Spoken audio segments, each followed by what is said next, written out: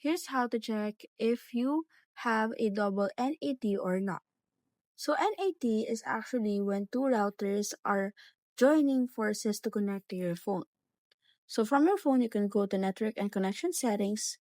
Go ahead and click on the Wi-Fi network that you're currently connected with and see if this is available for NAT or if NAT happens. As you can see, how many times you check it, NAT is not appearing to your phone, which is that your phone is not supported by NAT setup. So for you to be able to see it, you can just go ahead and troubleshoot the Wi-Fi by turning it on and turning it off, and go ahead and join to the familiar network that you have.